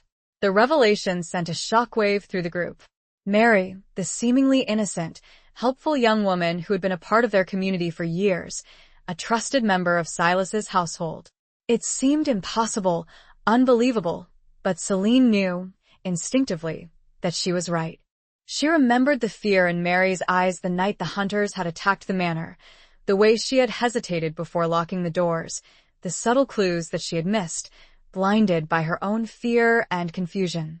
She was afraid, Celine said, her voice trembling. But not of the hunters. Of being discovered. Kalen's face hardened, his golden eyes blazing with a cold fury. Betrayal was a wound that cut deep, especially when it came from within. "We need to go back," he said, his voice resolute. "We need to confront her." A weak but clear voice spoke up. "No. "We need to go to her." It was Silas. He had followed them. Chapter 14. The Unveiling of Hidden Truths. Silas's unexpected appearance startled them, his presence a jarring intrusion into their clandestine mission. He looked haggard, his clothes disheveled, his face etched with a mixture of guilt, shame, and desperation. "Silas?" Kalen said, his voice a mixture of surprise and suspicion. "What are you doing here? You were supposed to stay at the den." Silas approached them, his hands raised in a gesture of peace, his eyes pleading for understanding. "I know," he said, his voice trembling. "But I couldn't stay. I had to explain." He explained that he had suspected Mary for some time, noticing subtle inconsistencies in her behavior, her evasiveness when questioned about the hunters, her fear. He had been investigating her, quietly, discreetly, hoping to uncover the truth without causing panic or division within the community. "I followed her," he said, his voice filled with a deep sadness. "I saw her meeting with them." "With the hunters?" "In the town. At the old abandoned mill." The old abandoned mill. The phrase sent a shiver down Celine's spine. It was a place of shadows and secrets, a place of forgotten industry and lingering darkness. It was the perfect place for a clandestine meeting, a betrayal, a conspiracy. "Why, Silas?" Kalen asked, his voice raw with emotion. "Why would she do this? Why would she betray us?" Silas shook his head, his eyes filled with tears. She's being blackmailed," he said. "They have something on her. Something from her past. Something she's ashamed of." He explained that Mary had a secret, a hidden past that she had desperately tried to conceal. She had been involved years ago with a group of outlaws, people who had rejected the laws of both human and werewolf society, people who had lived on the fringes, preying on the weak, exploiting the vulnerable. She made a mistake," Silas said, his voice filled with a paternal sorrow. "She was young, naive, rebellious. She fell in with the wrong crowd. She did things she regrets. She had escaped that life, reinvented herself, found refuge in Whispering Pines, hoping to leave her past behind. But the hunters had discovered her secret. They had threatened to expose her, to ruin her reputation, to destroy her life. They forced her," Silas said, his voice pleading. "They forced her to help them, to give them information, to betray us." The revelation, while heartbreaking, did not excuse Mary's actions. Her betrayal had put the pack in danger, had threatened their very existence, had almost cost Kalen his life. "We need to stop her," Kalen said, his voice filled with a cold determination. "We need to end this. Now." He turned to Celine, his golden eyes softening slightly. "Stay with Silas," he said. "I'll go to the mill. I'll confront her." Celine shook her head, her voice firm and unwavering. "No," she said. "I'm going with you." She knows me." "She might listen to me." Kalen hesitated, his protective instincts warring with his respect for her strength, her courage, her determination. He knew that she was right, that Mary might be more likely to cooperate with her, to reveal the hunter's plans, to repent. "All right," he said, his voice filled with a mixture of resignation and pride. "But you stay close to me. You understand?" Celine nodded, her heart pounding in her chest. She was afraid, yes, but she was also determined. She would face this danger, this betrayal, this truth, head-on. Together, Kalen and Celine, accompanied by Silas, made their way to the old abandoned mill, a crumbling structure on the outskirts of Whispering Pines, a place of shadows and secrets, of forgotten sins. As they approached, they could hear voices, the murmur of conversation, the clink of metal. The hunters were there, waiting, planning, plotting. And Mary was with them. The confrontation was inevitable, unavoidable, a clash of loyalties, a battle of wills, a reckoning. It began when Mary spotted them. Her eyes, normally so kind, were wide with a soul-chilling fear. Chapter 15. The Taste of Sacrifice and Loss. Mary's gasp was a sharp intake of breath, a sound that cut through the murmur of the hunters' conversation like a knife. Her eyes, wide with terror and a flicker of guilt, met Celine's. The recognition was instant, a silent acknowledgement of the betrayal that hung heavy in the air. The hunters, alerted by Mary's reaction, turned to face Kaylin, Celine, and Silas. They were a motley crew, a mix of hardened mercenaries and fanatical zealots, their faces grim, their weapons drawn. The leader, a tall, gaunt man with a cruel sneer and eyes that burned with a cold hatred, stepped forward. "Well, well, well," he said, his voice dripping with sarcasm. "Look what the cat dragged in. The alpha and his human pet." Kaylin's body went rigid, his muscles coiled, his golden eyes blazing with a fierce, protective anger. He stepped in front of Celine, shielding her with his body, his stance a silent challenge. "You will not touch her," he growled, his voice a low, dangerous rumble. The hunter leader laughed, a harsh, grating sound that echoed through the mill. "Oh, I think we will," he said. "She's the key, you see. The key to breaking the pact. The key to destroying your kind." He gestured towards Mary, who stood trembling, her face pale, her eyes filled with a mixture of fear and remorse. "She's been very helpful," he said, "telling us all your little secrets, your weaknesses, your hiding places." Mary flinched, her gaze dropping to the floor, her body shaking with shame. She couldn't meet Celine's eyes, couldn't face the woman she had betrayed. Celine, despite her anger, felt a pang of pity for Mary. She saw her fear, her desperation, her regret. She saw a woman trapped, a woman caught between two worlds, a woman who had made a terrible mistake. "Mary," Celine said, her voice calm but firm. "It's not too late. You can still help us. Tell us what they're planning. Tell us where they're going." Mary hesitated, her eyes darting between Celine and the hunter leader, her body torn between fear and a flicker of hope. The hunter leader, sensing her wavering resolve, stepped forward, his voice menacing. "Don't listen to her, Mary," he said. "Remember what we have on you. Remember what we can do." Mary flinched, her body trembling even more. The threat was clear, explicit, terrifying. She was trapped, ensnared, a pawn in their game. Kaylin, seeing Mary's torment, his anger reaching a boiling point, lunged forward, his movements swift and brutal. He attacked the hunter leader, his claws extended, his fangs bared, his fury unleashed. The fight was fierce, chaotic, a whirlwind of motion and violence. The hunters, despite their silver weapons, were no match for Kaylin's primal strength, his speed, his rage. He fought like a cornered animal, a wounded beast, a protector. But the hunters were numerous, and they were armed. They used their silver weapons strategically, targeting Kaylin's weaknesses, exploiting his vulnerability. One of the hunters, a burly man with a cruel grin, managed to slash Kaylin's arm with a silver knife. Kaylin roared in pain, the silver burning his flesh, weakening him, poisoning him. Celine, seeing Kaylin's injury, her heart filled with a desperate fear, acted without thinking.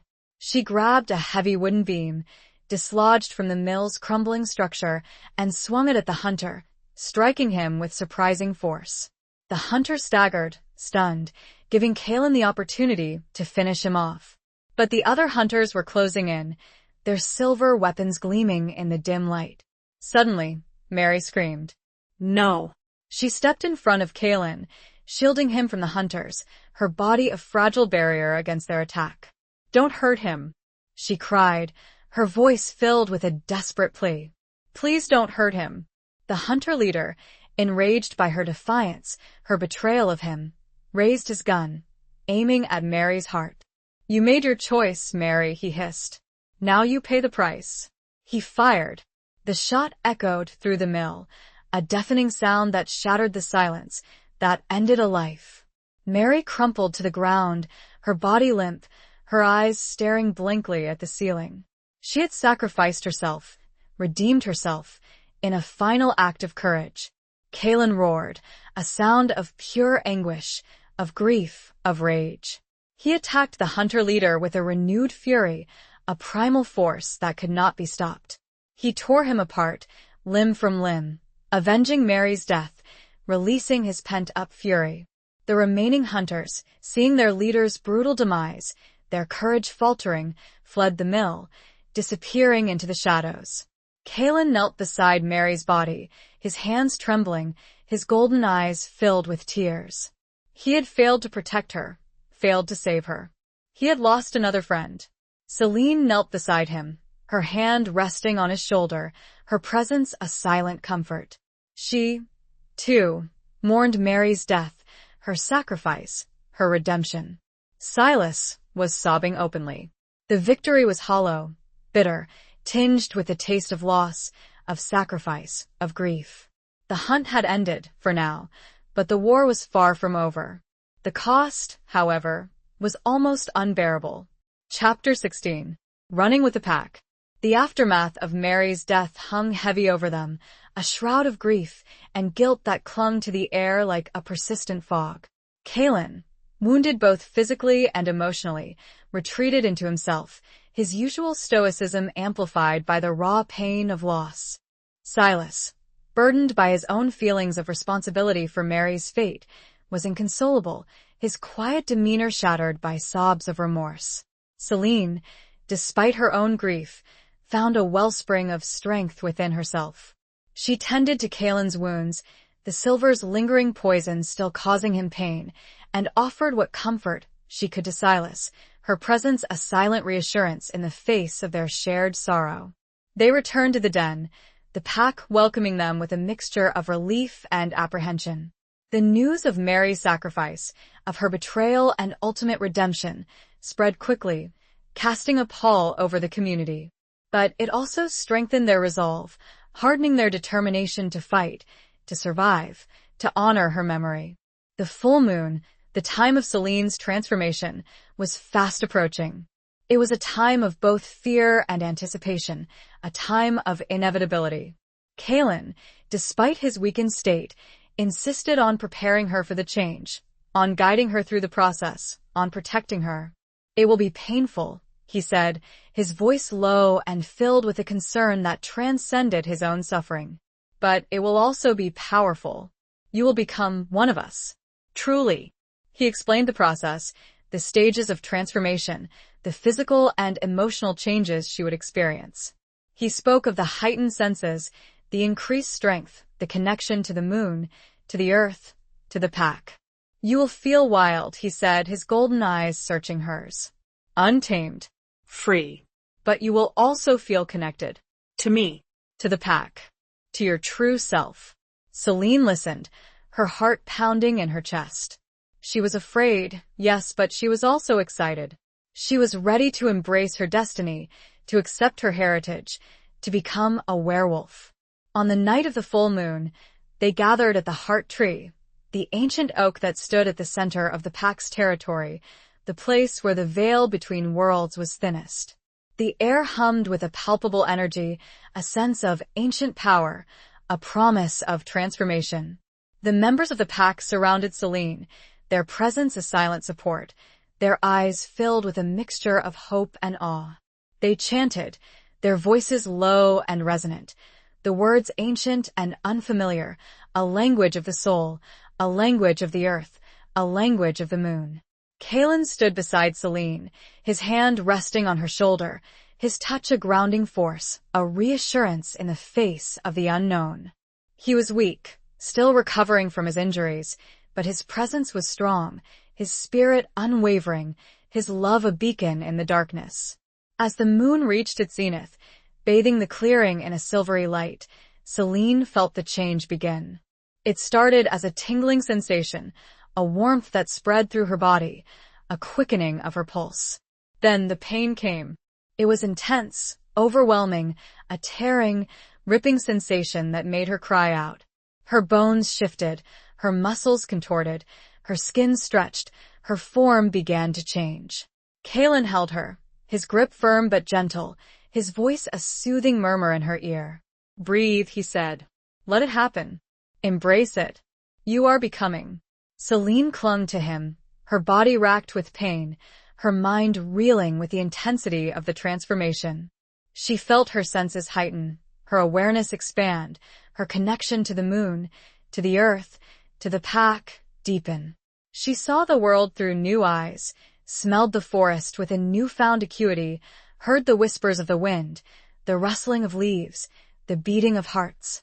She felt wild, untamed, free. But she also felt connected. To Kaylin, to the pack, to her true self. Finally, the pain subsided, replaced by a sense of completion. She stood on four paws, her fur a silvery gray, her eyes glowing with a golden light. She was a wolf, a werewolf, a moonlit heir. She looked at Kaylin, her wolf eyes meeting his human ones. He smiled, a gentle, loving smile that transcended their different forms. "Welcome," he said, his voice a low rumble.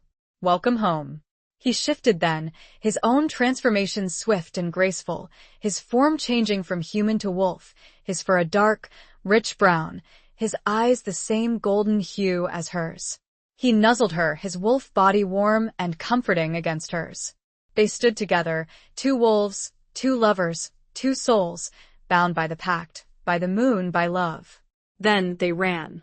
They ran through the forest, their paws silent on the soft earth, their bodies moving with a grace and power that was both exhilarating and natural. They ran with the pack, their howls joining the chorus of the night, their spirits soaring, their destiny intertwined. They were one, a pack, a family, a force to be reckoned with. And they were ready, finally and truly, for whatever came next. Chapter 17. The Ritual of Reclaimed Power. The exhilaration of the run, the freedom of Celine's new form, was a powerful, transformative experience. It was a shedding of the old, an embracing of the new, a rebirth. She felt connected to the earth, to the moon, to the pack, in a way she had never thought possible. She was a werewolf, a creature of instinct, of power, of magic. But the euphoria was tempered by the reality of their situation. The hunters were still out there, their threat looming, their hatred a constant danger. And the traitor, though silenced, had revealed their vulnerabilities, their weaknesses. They needed to be stronger, more united, more prepared.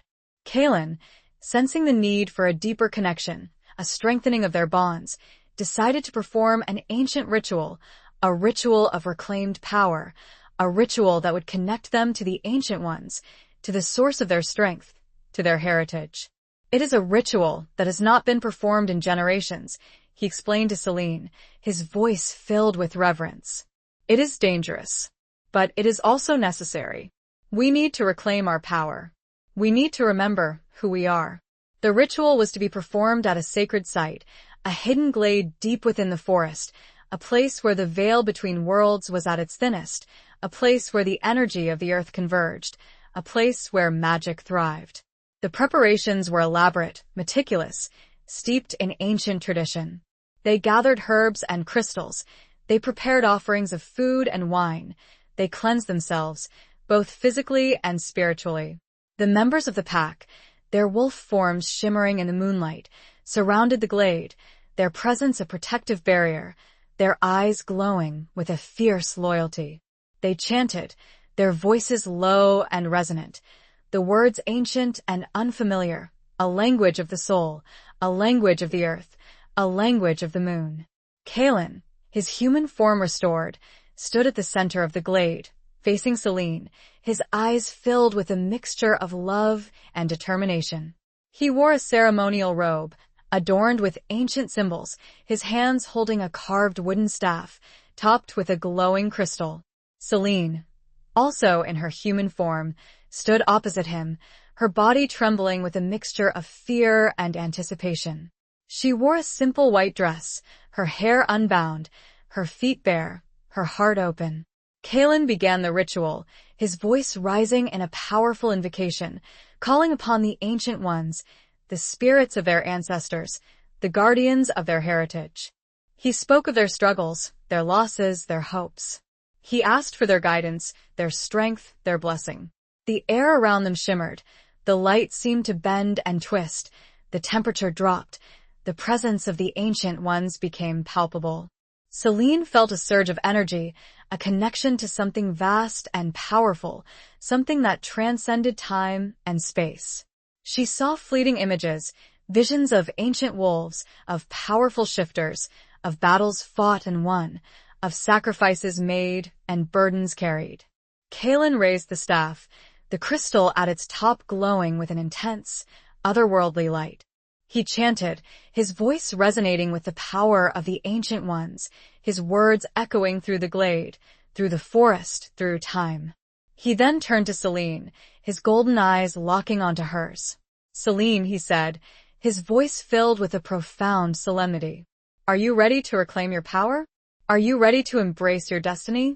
Celine nodded, her voice unwavering. "I am," she said. Kaelin lowered the staff, touching the crystal to Celine's forehead.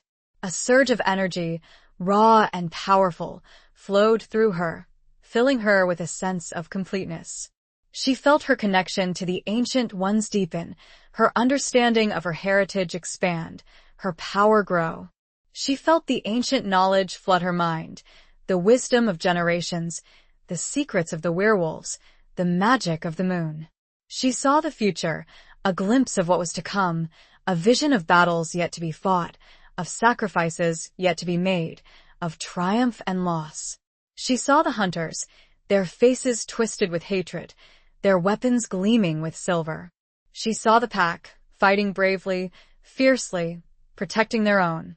She saw herself, standing beside Kaelin, leading the charge, fighting for their survival, for their love. The vision faded, leaving her breathless, shaken, but also empowered. She was ready. She was strong. She was a werewolf. Kaelin removed the staff, his golden eyes filled with a mixture of pride and relief. "It is done," he said, his voice a low rumble. "You have reclaimed your power. You are one with us. Now and forever." He drew her close, his body warm and comforting against hers. He kissed her, a deep, passionate kiss that sealed their bond, that reaffirmed their love, that promised a future together. The pack howled, their voices rising in a chorus of celebration, of acceptance, of unity. They had reclaimed their power, they had strengthened their bonds, they had prepared for war. The ritual was complete, but it was only a new beginning. It fortified them and gave them direction. But the challenges were far from over. Chapter 18. The Storm of Fury and Fate. The reclaimed power surged within them, a tangible force that heightened their senses, strengthened their resolve, and deepened their connection to the ancient ways. But the sense of empowerment was interwoven with a growing unease. The hunters were still out there, their silence more ominous than any overt attack. Kaelin knew they were planning something big, something devastating. He increased patrols, tightened security around the den, and sent scouts deeper into the surrounding territory, seeking any sign of the hunters' movements, any clue to their intentions. He also spent hours poring over old texts, ancient scrolls that Silas had managed to salvage from the Blackwood Manor, searching for any information, any strategy, any weakness that could help them defeat their enemies. Celine, now fully integrated into the pack, both in spirit and in form, assisted Kaelin in every way she could. She used her heightened senses, her newfound agility, and her intuitive understanding of the forest to help with the patrols, her presence a source of both strength and comfort to the other werewolves. She also immersed herself in the ancient lore, her librarian's mind absorbing the knowledge, the history, the magic of her heritage. One evening, as they sat together in Kaelin's private chamber within the den, Celine stumbled upon a passage in a faded, leather-bound book, a passage that made her heart skip a beat. "Kaelin," she said, her voice filled with a mixture of excitement and apprehension. "I think I found something. Something about the hunters. A weakness." Kaelin looked up from the scroll he was studying, his golden eyes filled with a flicker of hope. "What is it?" he asked, his voice intense. Celine pointed to the passage, her finger tracing the ancient words. "It speaks of a ritual," she said. "A ritual that the hunters perform before a major attack. A ritual that binds them together. a ritual that makes them stronger. She explained that the ritual involved the use of a specific object, a talisman, an ancient artifact that amplified their hatred, their fanaticism, their power. If we can disrupt the ritual, she said, if we can destroy the talisman, we can weaken them. We can give ourselves a chance. Kalen studied the passage, his mind racing, his alpha instincts assessing the risks and the potential rewards. It was a dangerous plan, a desperate gamble, but it was also their best hope. We need to find out where they're performing the ritual, he said, his voice resolute. We need to stop them before it's too late. They used their combined knowledge, their intuition, their connection to the forest, to pinpoint the likely location of the ritual. It was a place of ancient power, a place of darkness, a place of forgotten history. The very same abandoned cathedral where they'd fought the hunters before. They're using its energy, Celine said, her voice filled with a chilling realization. They're twisting it, corrupting it. Kalen nodded, his face grim. We won't let them, he said. We'll stop them. We'll reclaim it. They gathered the pack, explaining their plan, their strategy, their hope. The werewolves, their spirits bolstered by the reclaimed power, their hearts filled with a fierce determination, were ready to fight, to risk everything, to protect their home, their family, their love. As the moon rose, casting long, eerie shadows across the forest, they set out, a pack of wolves, led by Kalen and Celine, their forms shifting between human and lupin, their senses heightened, their destiny intertwined. They reached the cathedral, its crumbling walls looming before them, a gothic silhouette against the night sky.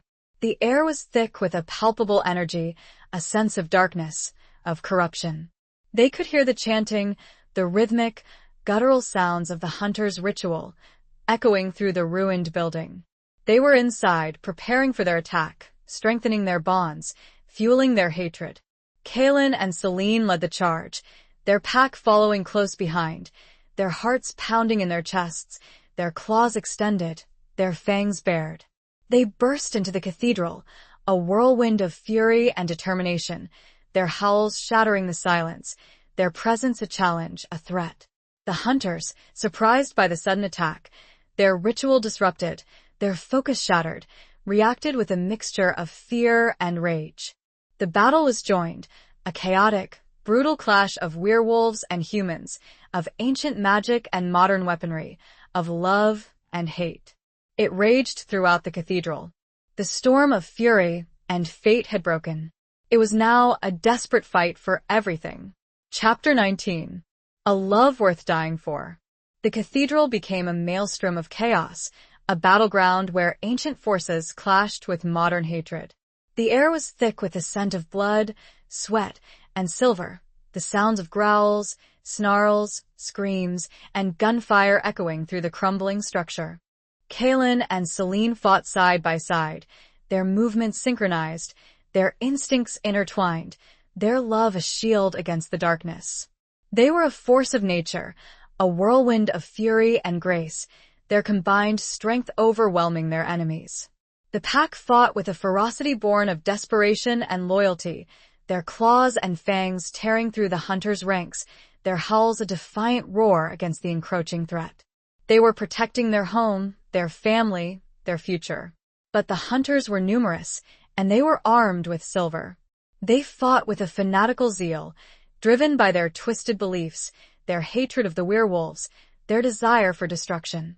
The battle raged, a brutal dance of death and survival, a test of strength, of courage, of love. There were losses on both sides, injuries sustained, lives extinguished. Celine, in her wolf form, fought with a primal intensity she had never known before. She was a creature of instinct, of power, of magic. She protected her pack. She defended her mate. She fought for her life. She saw a hunter aiming a silver-tipped crossbow at Kalen, his back turned, his attention focused on another werewolf.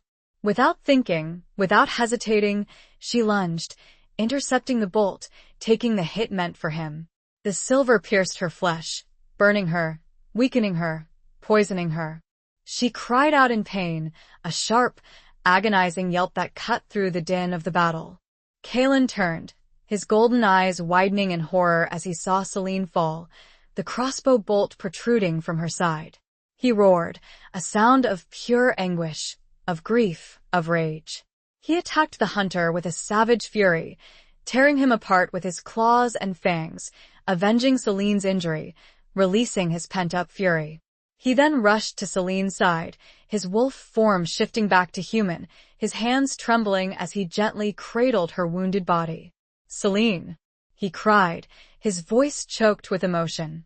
"Stay with me. Please stay with me." Celine, her wolf form flickering, her eyes clouded with pain, looked up at him, her gaze filled with a love that transcended her suffering. "Kalen," she whispered, her voice weak, her breath shallow. I love you." Kalen's heart shattered. He held her close, his tears falling onto her fur, his body shaking with grief. He had failed to protect her, failed to save her. He had lost her. But Celine was not gone. Not yet. The bond between them, the love that connected them, was strong, powerful, a force that defied death itself. She focused on that bond, on that love, on that connection. She drew strength from it, from him, from the pack. She felt the ancient power surge within her, the magic of the moon, the energy of the earth, the heritage of the werewolves. She felt her body begin to heal, the silver's poison receding, her wounds closing, her strength returning. It was a slow, agonizing process, but it was happening. Kalen, sensing the change, his hope rekindled, held her tighter, his love a beacon in the darkness, his presence a lifeline in the storm. "Fight, Celine," he whispered, his voice filled with a desperate plea. "Fight for me. Fight for us. Fight for our future." Celine heard his words, felt his love, drew strength from his belief. She fought. She fought with every ounce of her being, with every fiber of her soul, with every drop of her blood. She fought for Kalen, for the pack, for their future, for their love. She fought for a love worth dying for, a love worth living for, a love that would conquer all. Slowly, painstakingly, she began to recover. Her wolf form stabilized, her breathing became stronger, her eyes cleared, her spirit returned.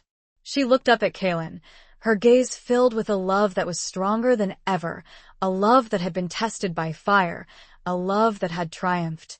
"I'm here," she whispered, her voice weak but firm. "I'm not going anywhere." Kalen held her close, his relief overwhelming, his love overflowing, his heart whole again. They were alive, they were together, they had survived. But the battle was not over. The hunters, though weakened, were still fighting. They needed to finish this, once and for all. They needed to win. With a renewed determination, and Celine at his side, they charged back into the fray. Chapter 20. The final confrontation of hearts. The tide of the battle had turned. Celine's near-death experience, her miraculous recovery, and the raw, unwavering love between her and Kalen had galvanized the pack, infusing them with a renewed sense of purpose and a ferocious determination. They fought with a power that seemed to draw from the very earth beneath their paws, their howls echoing with the ancient strength of their lineage. The remaining hunters, demoralized by their losses and the palpable surge of power emanating from the werewolves, began to falter. Their fanatical zeal, once a driving force, crumbled in the face of such unified resistance. They were being pushed back, their numbers dwindling, their hope extinguished. Kalen and Celine, fighting as one, moved through the cathedral, a beacon of hope and destruction. Kalen, his golden eyes blazing with righteous fury, tore through the remaining hunters, his movements swift and brutal, his claws and fangs leaving a trail of devastation. Celine, her silvery fur shimmering in the moonlight, fought with a grace and power that belied her recent injury, her every move a testament to her resilience and her love. They finally cornered the last of the hunters in the main hall of the cathedral, beneath the shattered remains of the stained glass window, the same place where they had fought before, the same place where Mary had sacrificed herself. It was a fitting location for the final confrontation, a place of reckoning. The remaining hunters, a handful of desperate men, their faces pale with fear, their weapons trembling in their hands, huddled together, their backs against the crumbling altar. They knew they were defeated, that their cause was lost, that their lives were forfeit. Kalen stepped forward, his wolf form shifting back to human, his body tense, his golden eyes burning with a cold, hard light. He was not a creature of mercy, not anymore. He was an alpha, a protector, a judge. "It's over," he said, his voice resonating with power, with authority, with finality. "Surrender or die." The hunters, their spirits broken, their wills shattered, dropped their weapons, their heads bowed in defeat. They had lost. They had failed. They had nothing left. Kalen looked at them, his gaze unwavering, his expression unyielding. He could have killed them, easily, brutally, avenging the lives they had taken, the pain they had caused, the threat they had posed. But Celine stepped forward, her wolf form also shifting back to human, her hand resting on Kalen's arm, her presence a calming influence, a reminder of mercy. "No, Kalen," she said, her voice gentle but firm. "It's enough. We've won. Let them go." Kalen hesitated, his alpha instincts warring with Celine's plea for compassion. He looked at the defeated hunters, their faces filled with fear and regret. He saw their humanity, their vulnerability, their brokenness. He took a deep breath, calming his rage, quieting his fury, listening to the wisdom of his heart. "Go," he said, his voice low and filled with a weary authority. "Leave this place. Never return. And never hunt us again." The hunters, surprised by his mercy, his unexpected leniency, scrambled to their feet, fleeing the cathedral, disappearing into the night, their thread extinguished.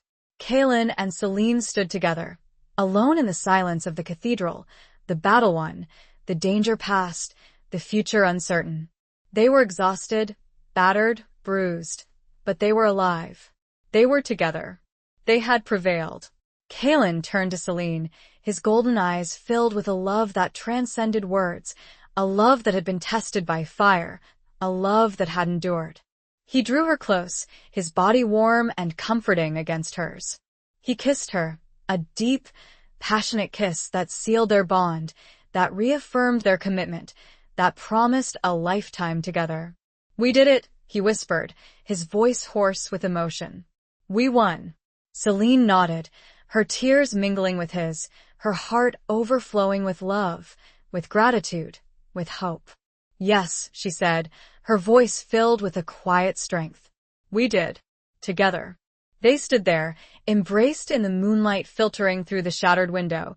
Two lovers, two warriors, two souls, bound by fate, by destiny, by love. The final confrontation had been won, not just with claws and fangs, but with hearts, with compassion, with the enduring power of love. The cathedral, once a place of darkness and despair, was now a testament to their victory, a symbol of their future. Their future. The final act would be to leave this place and never look back. Epilogue. The years that followed were a tapestry woven with threads of peace, prosperity, and a love that deepened with each passing moon. Whispering Pines, once a town shrouded in fear and suspicion, flourished under the protection of the Blackwood Pack, its inhabitants living in harmony with the werewolves, their ancient pact renewed and strengthened by Celine and Kalen's unwavering bond. The hunters, scattered and demoralized, never returned, their thread extinguished, their hatred fading into the annals of forgotten history. The forest, once a battleground, became a sanctuary, a place of healing, of growth, of magic.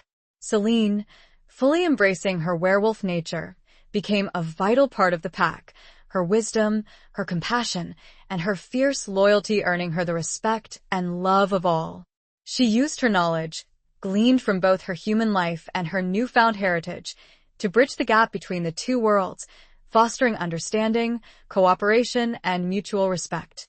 Kalen, his wounds healed, both physical and emotional, led the pack with a strength and wisdom that had been tempered by fire. He was a just and compassionate leader, a fierce protector, a loving mate. He never forgot the sacrifices that had been made, the lives that had been lost, the lessons that had been learned. They often returned to the heart tree, the ancient oak that stood at the center of their territory, the place where they had first declared their love, the place where Celine had embraced her destiny. They would stand beneath its gnarled branches, their hands intertwined, their hearts connected, their souls intertwined. They never had children of their own, the ancient pact fulfilled, but the pack itself was their family, a vibrant, thriving community of werewolves, their numbers growing, their future secure. They nurtured the young, guided the lost, and protected the weak. Silas, forgiven for his indirect role in Mary's death, remained a trusted advisor, his wisdom and experience invaluable to Kaylin and Celine. He found solace in his work, in his dedication to the pack, in his friendship with Celine. One crisp autumn evening, as the full moon cast its silvery light upon the forest, Celine and Kaylin, their hair now streaked with silver, their bodies bearing the marks of time, but their love as strong and vibrant as ever, stood hand in hand at the edge of the clearing, watching the younger members of the pack frolic and play. Celine leaned her head against Kaylin's shoulder, her heart filled with a profound sense of contentment, of gratitude, of peace. She had found her home, her family, her love. She had embraced her destiny. She had overcome her fears. She had become who she was always meant to be. "It's beautiful, isn't it?" she said, her voice soft and filled with a quiet joy. Kaylin nodded, his golden eyes, still bright and filled with love, reflecting the moonlight. "Yes," he said, his voice a low rumble. "It is. We made it beautiful. Together." He tightened his grip on her hand, his touch a silent reassurance, a promise of forever. They stood there, two souls, two lovers, two werewolves, bathed in the silvery light of the moon, their love a beacon in the darkness, their legacy a testament to the enduring power of hope. Their journey, a tapestry woven with threads of danger, sacrifice, and ultimately, unwavering love, had reached its peaceful, fulfilling conclusion. They had found their place in the world, together, forever bound by the blood of the moonlit air. The end.